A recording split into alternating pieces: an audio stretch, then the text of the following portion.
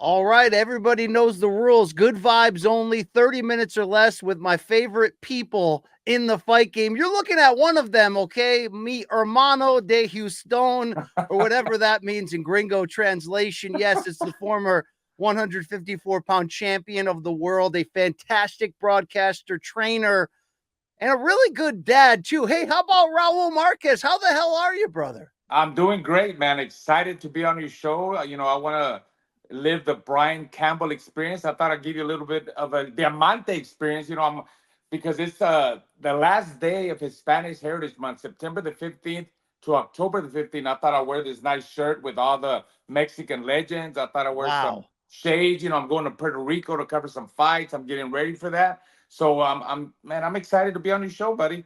Wow, so fired up. You will be on the call this Friday, by the way, on DAZN when Salita Promotions goes to San Juan, Puerto Rico for Big Time Boxing USA, which we will get to.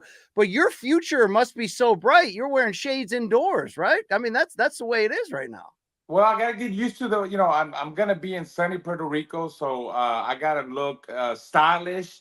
I gotta look important, and I just gotta get ready for San Juan, Puerto Rico, man. Come on, All it's right. gonna be Show exciting to be show me there. that shirt. I see some Oh, legends. Is that oh, Salvador Sanchez there? Salvador Sanchez, that's the guy right there. I really, he's the guy. I used to love Salvador Sanchez. I studied a lot from him. Of course, the great Julio Cesar Chavez. Then you got Barrera, you got Morales. Yes. I mean, Duran wasn't Mexican, but that's another legend for me. Roberto Manos de Pedro Duran.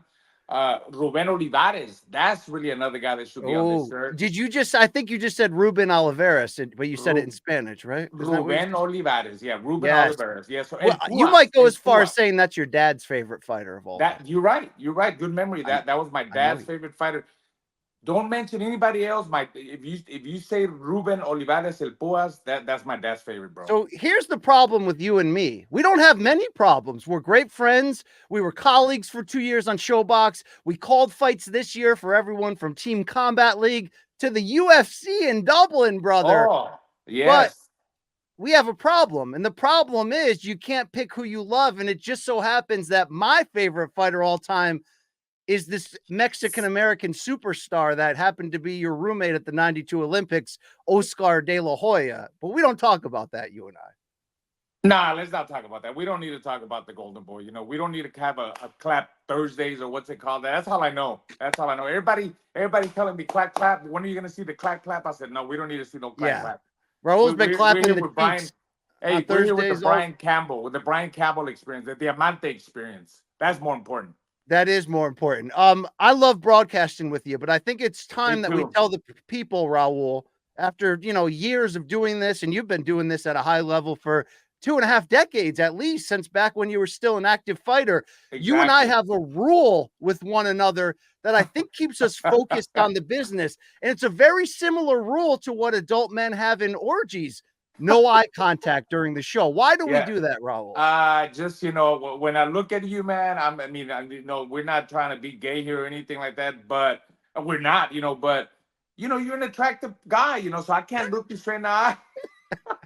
I think what you meant to Were say you is, blushing? Were you blushing, bro? Are you yeah, blushing? for a second, I'm like, yeah, I finally got in his radar. No, I was going to say that I think maybe, just maybe, I give you that look that makes you forget all your words and you laugh a lot. You You know what I mean? do. I So I got mean, to, you know what? You do. Like I start thinking about us outside of the camera when we're not on camera. So I start thinking things we talk about that we people don't need to know about. It's just funny stuff, And I started thinking about that. And I said, I can't focus on that. I got to focus on what I'm gonna say because if I focus on the shit we talk about, the stupid stuff we say, I'm gonna start laughing in front of the camera. there it is. There it is. You were a fantastic fighter. You're a fantastic broadcaster. Who are you working with on this show coming up Friday in San Juan, Puerto Rico, when Double J, Joshua James Pagan at 10-0 takes on Haskell Rhodes down there at Big Time Boxing USA? I'm gonna be working with Curry Erdman, and then I'm gonna be Ooh. working with the legendary. Yeah, you like that mustache? That? Yeah, I told Corey I like that mustache. It's a new look, and he's been working out. I don't know if you see, he looks all He's buff and jacked. stuff. I'm like, Did you see man, Erdman on Instagram? The I dude is did, I did. I jacked. was like, unbelievable. I mean, I gotta catch up, bro. I gotta get back in the gym too, and then I'll be working with the legendary. Al Bernstein. I mean, look, I always tell this story. Al covered me even before the Olympics, the Olympic festival with Barry Tompkins back in the late 80s. I want to say like 89, maybe even 90. And then he Wow. covered me in the Olympics. He covered me when I was an active fighter. And then we worked a couple of times on the big shows too, on when I was with Showtime, the big Showtime Championship boxing shows. He also worked on Showbox. And now to be working with him on, by the way, Dimitri Salita pays me for this. He pays me a little bit extra. He likes it when I say big time boxing USA, Salita Promotions, Dimitri Salita, big time boxing USA. He loves that. He loves when I say that. So he throws a little bit extra cash at me for saying that. So All I right, got to what would have promote it. happened? And that's a great series, by the way, on DAZN. And you already Yes. heard how fantastic that announced trio is, and a lot of chemistry there because you've worked with both of those guys now Yes. for a while. I love what Dimitri Salita is building He as a is. promoter. I have a lot of respect for him. Back in the day, though, as a fighter, you and him were kind of around the same weight, kind of, right? Or am I Kind of, making but we this? always talk about it, kind of. But and he'll admit it. You know me. I'm always challenging people. I'm 53 years old, but I still think I could fight. I could fight a little bit still. I go in there in the ring and I spar with Giovanni. I spar with Lupe Contreras. Come on, I go in there with Lupe, knock Oh, Lupe's head off. You know what I the mean? best ring announcer in all of boxing, Yeah, Lupe there, Contreras. there you go. So yeah, you're right. You're right about that. I mean, I like to like with Dimitri. I'll challenge him. I say, who do you think would have won? And you know what? He'll tell you, oh, you would have beat me. You were too strong for me. You were a better fighter. So he's being honest. But He now is. he's calling the shots. Big Now he's your time boxing boss. USA. Dimitri Salita Promotions. That's where it's at. There it is. There it is. Would you say, and it's not an apples to apples comparison, but you and I had such a good run on Showtime, you as a broadcaster for a lot longer than me, but I'm so lucky to have been not just on Showbox, the new generation, that great show with Gordon Hall, Steve Farhood, Barry Tompkins, so many great names, but to be able to work with you on there, and then Showtime just goes away, and it's been tough for a lot of us. But would you say that big time boxing, Salita Promotions on DAZN? I mean, you got some big names, certainly. Clarissa Shields, you've been calling fights. There's some big things going on, Yes. but it's got a Showbox feel to some degree, and that's a compliment. Yes, absolutely, man. A lot of these guys, they're decorated amateurs, that they're coming up. Like Joseph Pagan, the last time we had him on there, he fought a tough guy. He was in there tough with Roger Healy. He won by decision. He went 8 rounds. He had to deal with some adversity, kind of like with Showbox. Remember, you always dealt with some adversity or something with those prospects got to take their first loss. Well, Joseph Pagan got cut early in the fight, like the first round. Most fighters, young fighters, they lose it. And it was a pretty bad cut. And you know what? He kept composed. He kept his composure. He was a decorated amateur. He was a national USA champion in 2021. You know how big I am with the amateur program. If they have an amateur background like that, where they won nationals, and they come to the pros, it's gonna show. And he showed in there like his skills. He stuck to his game plan. And Roger Healy gave him all he can. I mean, all he could, because he kept coming forward. Healy was in the fight until maybe half of the fight, the fourth round. Then in the second half of the fight, you could see where Pagan starting adapting. He boxed him when it was time to box. He attacked him when it was safe to attack. He made the right adjustments, and he won. That was a really good fight. He learned from that, and now he's in his first 10-rounder main event, taking it back to his grassroots. He's Puerto Rican. He's going to be there in San Juan. He's got a lot of family members there. He had a last-minute replacement with Haskell Rhodes. He was supposed to fight another guy from Canada, Trevor Thompson, who was 13-0, undefeated. That would have been a good fight. But this Haskell Rhodes, this guy, he's been battle tested. He's been in there with world champions, contenders. He went 10 rounds with Lipinets in 2016, a while back, but still, he went 10 rounds with Lipinets. Sure. Remember, he's 37 years old. He also went 10 rounds with, I guess you call him Floyd Schofield. I guess he's more of a contender now.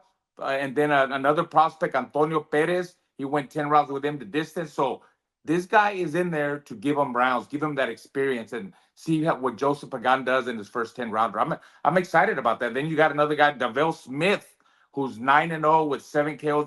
They try to compare him to Tommy Hearns because he's from Detroit. He's tall, lanky. He is not a an easy comparison to make, Raul. But okay? listen, listen, I was going to say that. There's only one Tommy Hearns. But this kid, Davell Smith, He's a prospect. He is talented. I like him because he knocks people out. So I'm excited about that fight too. Co-main event, Juan Carrillo, light heavyweight, 12-0 with 9 knockouts. He's coming off a good win, a good knockout win against Quentin Rankin, locked him out in 3 rounds. He's fighting another veteran, Lenin Castillo, who's 25-5. This guy, hey, look, Castillo fought Bivol in 2019, went the distance with Bivol, went the distance in 2018 with Marcus Brown.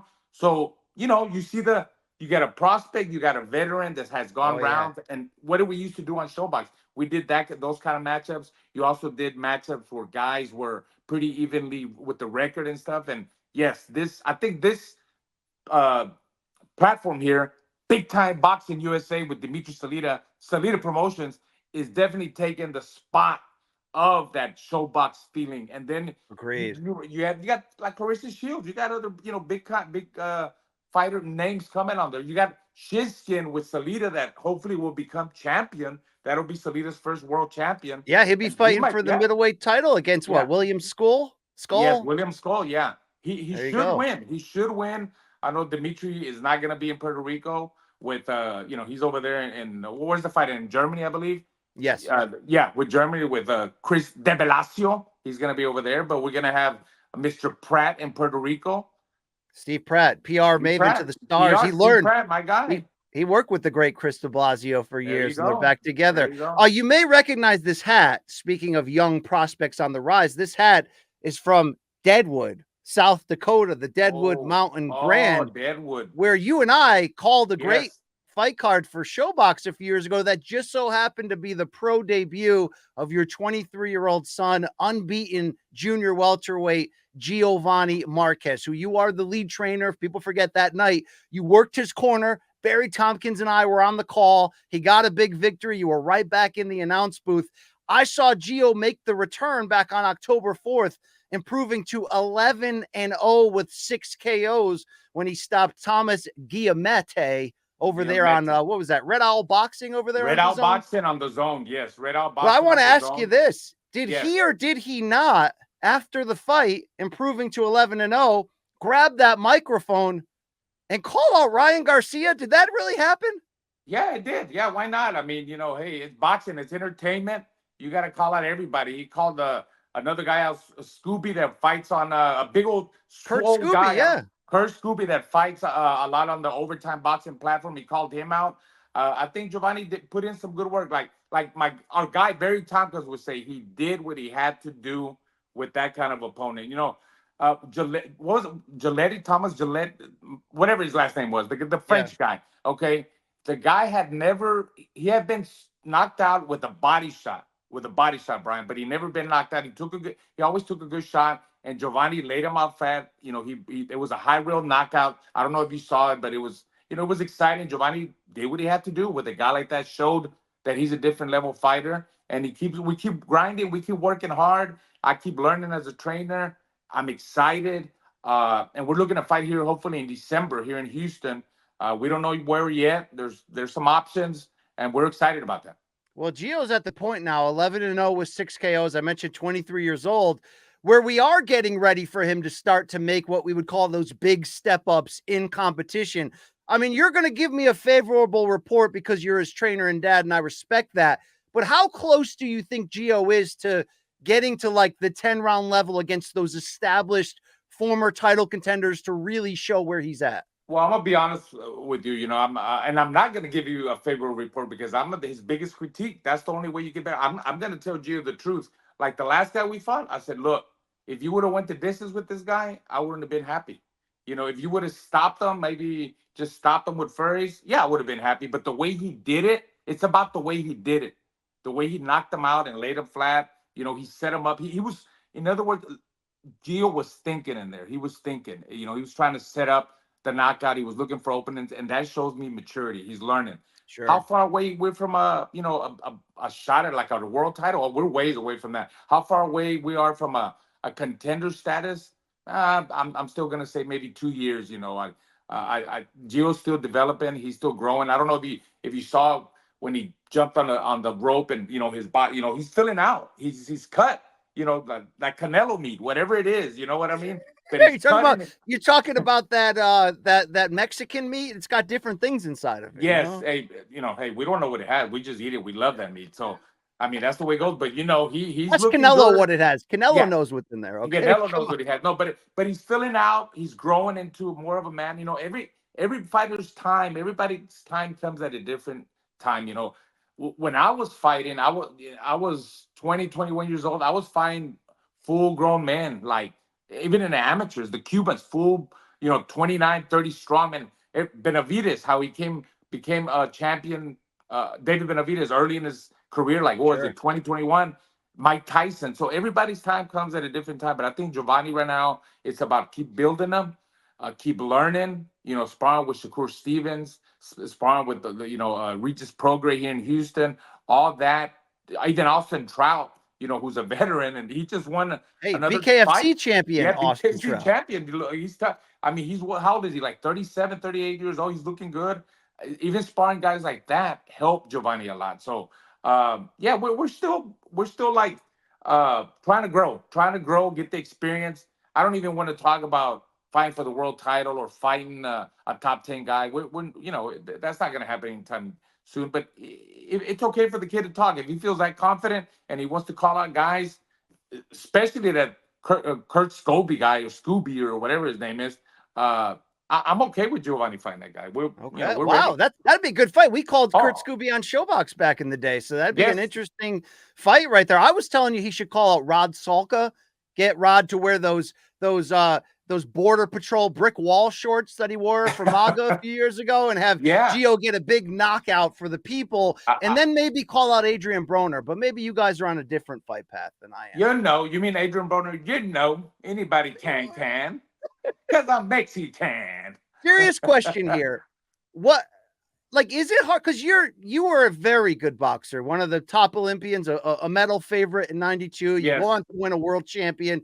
You're considered a Houston legend. Good Lord, you're doing TV car commercials in San Antonio with the belt over your shoulder. I see those. Okay. What is the biggest thing you're trying to teach Gio, who I know, great kid, doesn't seem to be living the life and the party life after hours, Right. seems to be focused. But from the boxing business, it can be this business can eat you up. What's the biggest thing you're trying to teach him about the life of a fighter to get right and not make any missteps that maybe you did? Yeah, just as a fighter, don't cut any corners because it'll show. Work hard. I mean, when you go work out, don't be in a bad mood. Be happy. Enjoy it. Kind of like me and you enjoy what we're doing right now. Enjoy it. I enjoy the broadcast, and I go all this year. It's been, because Showtime finished. I really thought it was going to be a really slow year for me, but I've been busy. When we're good like this, you're going to get calls. We get calls. So, we have fun doing what we're doing. So I tell you, when you go in the ring and when you go in the gym, every day I want to see it. I see you smiling. I don't want you, I'm tired or I'm in a bad mood. No, be happy doing this. This is, you only got a span of whatever it is, 10, 12, 15 years, and you got to maximize. So that's all. Like if you stay focused and don't cut any corners and you become champion, you're there for a couple of years, financially, you're gonna be great. You take care of your money and all that. And he's gonna take care of your money because you know how I am with my money. You're a boxing success story. I don't think you get enough credit for that. You are a boxing success story. How many of your peers, unfortunately, have been chewed up and spit out by this business? You've parlayed your fighting career into broadcasting. You're a trainer who's getting attention from other fighters reaching out to you. And, you're a business owner, and I don't need to kiss your ass because, I break your stones enough off camera. But I think he's got a good mentor teaching him. You just got to, make sure he wears protection. Let's not spread the seed too far. Okay. That's one thing I tell him all the time. We don't need to have, I already have 2 granddaughters. We don't need more right now. Focus on your boxing. That's always going to be there. Look, I'm an open-minded guy. Look, I tell him, Brian, when you make money and you have fame, it doesn't matter what age you are. Women are always going to be there. Women always are going to be there. Where Women do I sign up? Wait, no, I forgot. Sorry about that. So I tell Gio, that's the main thing. Be focused and listen to me because I know, boxing it's a cutthroat business. Let's be honest. But it's a beautiful sport. It has done a lot for me. starting from being an amateur at 8 years old to becoming an Olympian, representing the United States in 1992. Also, just my race being Hispanic, I'm proud of that. I'm prideful. Becoming a world champion, being a broadcaster for different platforms since 1996, 1997. Now, as a trainer, I want to make a name as a trainer. Want to, make Giovanni a world champion one day. So, as long as he stays centered, and Giovanni's not a guy that he's talking more, which I like that. You need to talk, but he's not cocky or arrogant. He's very low key kid. He listens. Great kid. Great He's kid. very dedicated.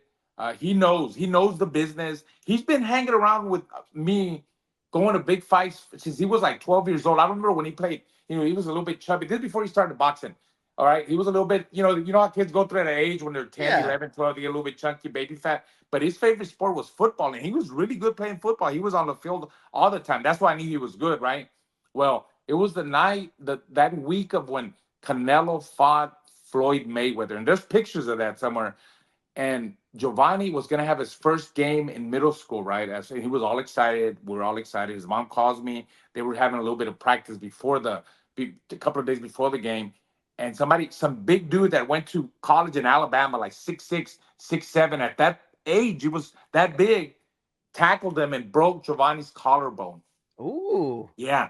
So he called me. We were like, man, he's not going to be able to go it was RJ and Arturo, all my sons, Arturo and RJ. We were going, I was bringing them to the Canelo Mayweather fight. And Giovanni said, hey, I'm going. And there's pictures of Giovanni in his sling. It's funny because he's there in the middle of everything, 12 years old, and he's been going to big events, fights ever since that age. He's been around media, cameras ever since Well, that that age. makes it seem normal. That's a good thing that you exposed him because it's That's what I was comfortable. getting.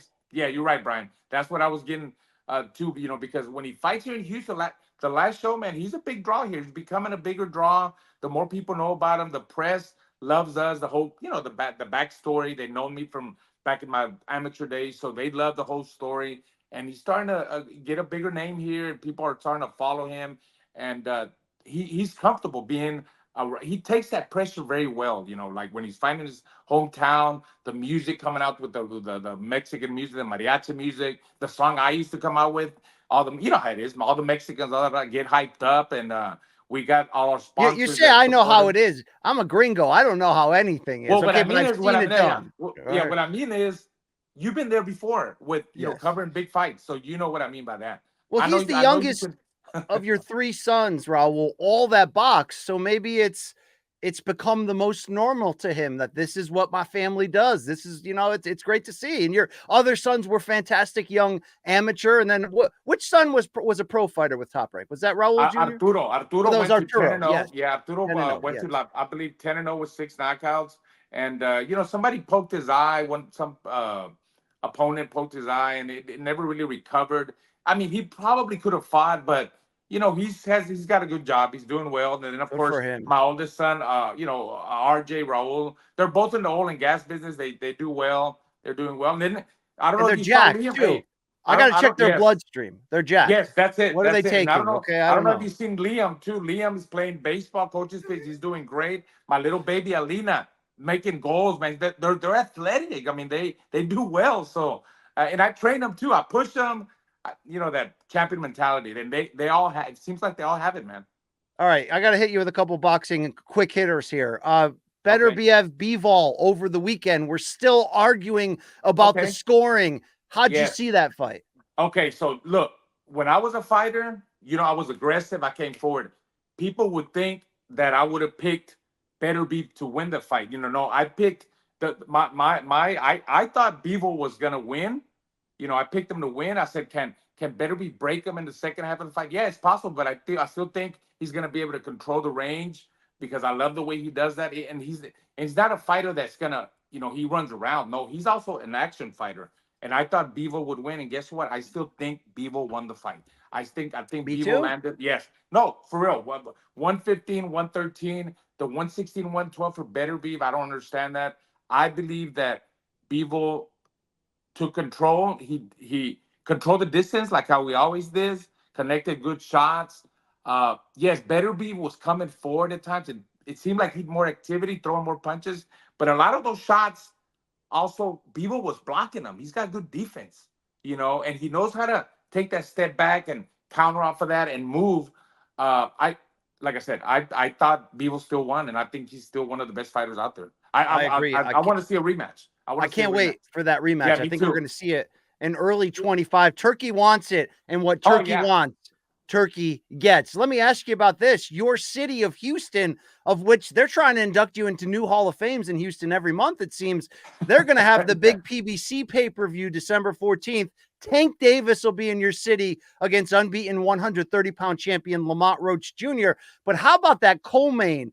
Brandon Figueroa versus Stephen Fulton Jr. part 2 of their fight of the year. How big is it in Houston when these massive pay-per-views come through like this? I think, well, first of all, when you got a name like Tank Davis, and again, when I was with Showtime, I was there in Baltimore, I was there in Atlanta, I was there in LA, Vegas. Every time he fought, Brian, I mean, it was a packed crowd. He filled them up, and that's when you got the celebrities come out, the sports stars. He's got that, charisma. He attracts those kind of stars. So. I think it's great for the city of Houston. I mean, here at the Toyota Center, and then plus the co-main event, like you said, Brandon Figueroa against Stephen Fulton. I mean, bombs away, round 13 coming up. I mean, those guys threw a lot of punches, going head toe to toe. Stephen Fulton might have made the mistake of trading a little bit too much with Figueroa. Maybe this time he'll try to box, and his style. He gave Figueroa what he wanted, but that's what people want to see. I think I think it's great. I think it's great for Houston, for the boxing. Uh, would have liked for Tank to fight maybe a different opponent? Yeah. Yeah, probably. Yeah. I mean, yeah, but Shakur Loma would have been great. Shakur, Loma, Both yeah, unavailable, right? Both yeah, exactly. unavailable. Shakur, Loma, even you know what? Rayo Valenzuela. That would have been a bigger draw here in Houston with all the Mexican Americans, and then even people. We're not that far from Mexico. People cross the border, come over here. So I think that would even a bigger draw to fight someone like a Rayo. Rayo was a 135 pounder that moved up to 140. Sure. So maybe down the line, he's fighting Lamont Roach, who got beat by Jamal Herring, and then I mean Jamal Herring got blasted out by Shakur. So I would have liked to see him more of a.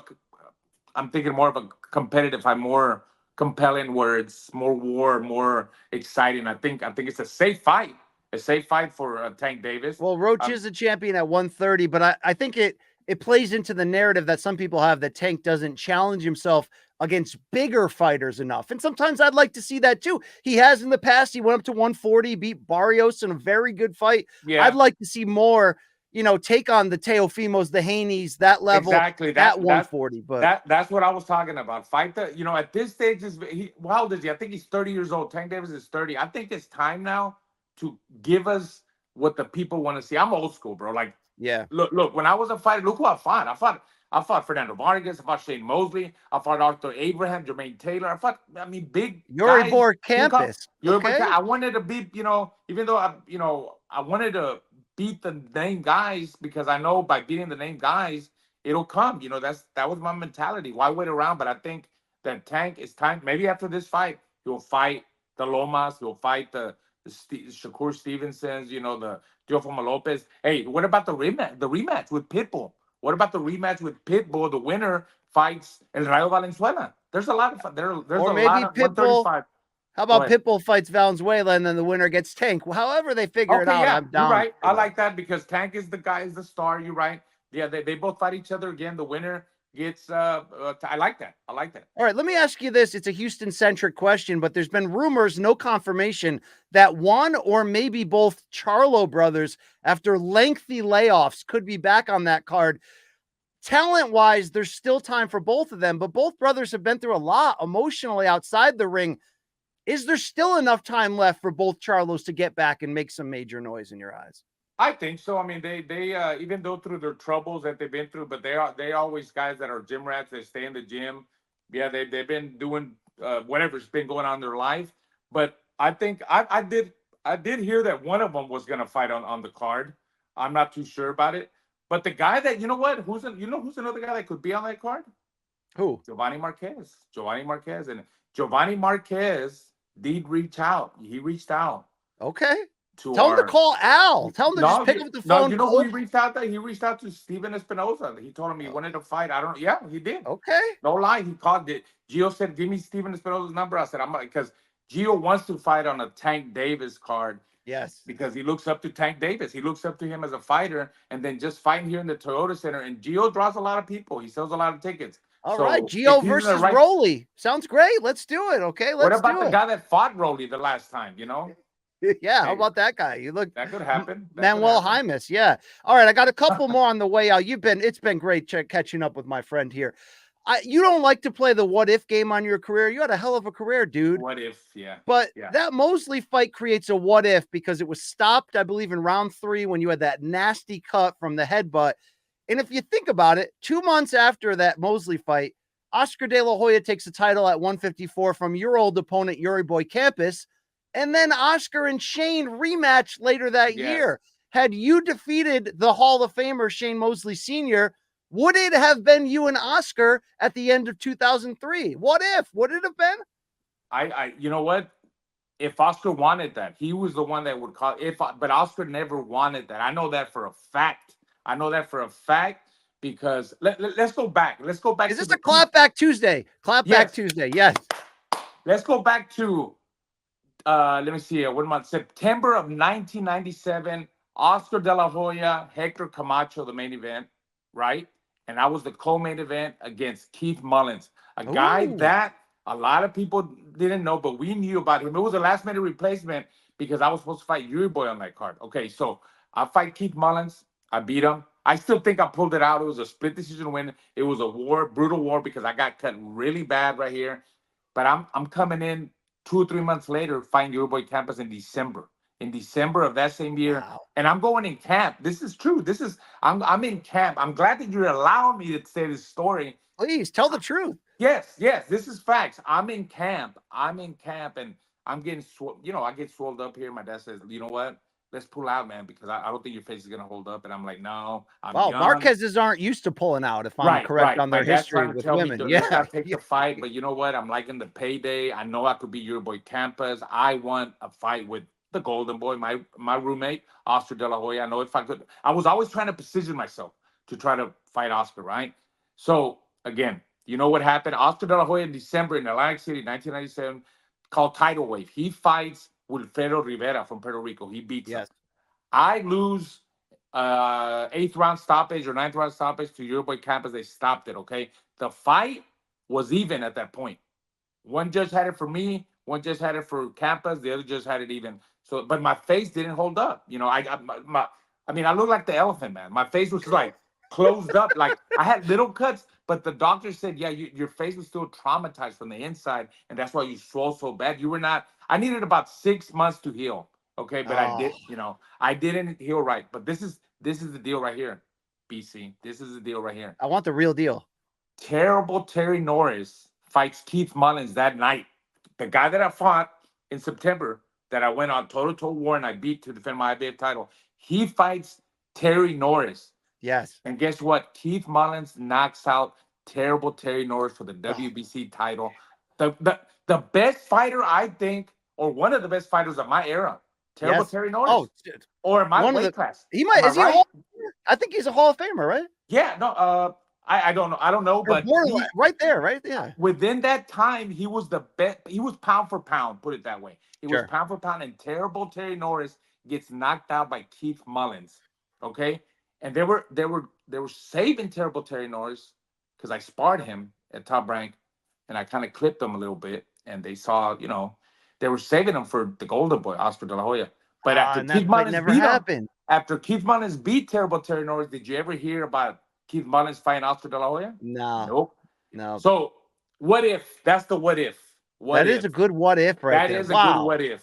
And the problem is, if you would have fought him, then I would have had to be in Oscar's corner because I was a super fan. You were, and then you and I would have been at odds. Fan. I know you were. Hey, listen, clap. All right, I got to close this chat. I've updated my Marquez power rankings if you want to hear them. My pound for pound Marquez power rankings. Are you ready? Okay, we'll see where you fit in. Number 1, Juan Manuel. I'm sorry, Raul. Hey, yeah. Juan Manuel Marquez, He's a great fighter, man. Okay, number 2, Arturo Marquez Sr., your dad, who trained your son in the amateurs, trained you in the pros because he's got the biggest huevos of the family as the patriarch. He does. And he does. My mom will say he's got the big huevos. Wow. I didn't need to hear that. Listen, it's either his way or the highway. His way or the huevos. Yes. Number 3, Gio Marquez. I love me some Gio. Okay, great kid. Number 4, Liam Marquez, your youngest son, because he does that Pacquiao.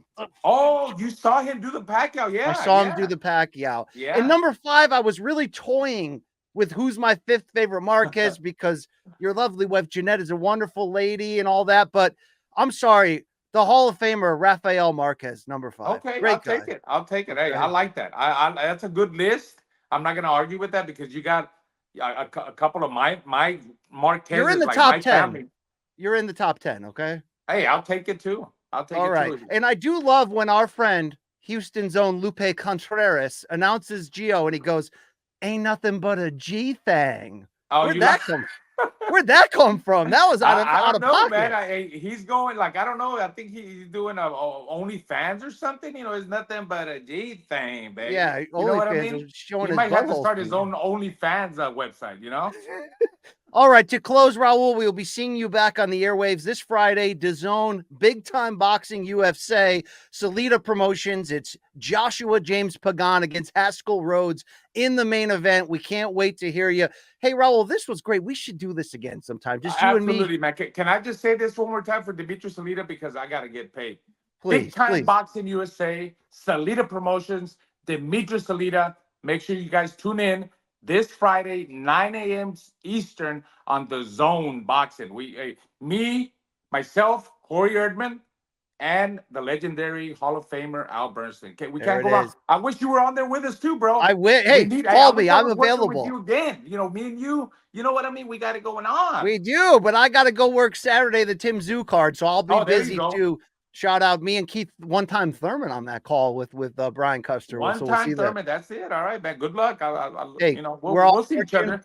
We're gonna see each other very soon. But you know. You and I should hook back up and call fights around the world, right? It's gonna happen. It's gonna happen. That's Raul Marquez, your boy BC. Thank you for tuning in. We checked in on him. He's doing great. We'll see you next time.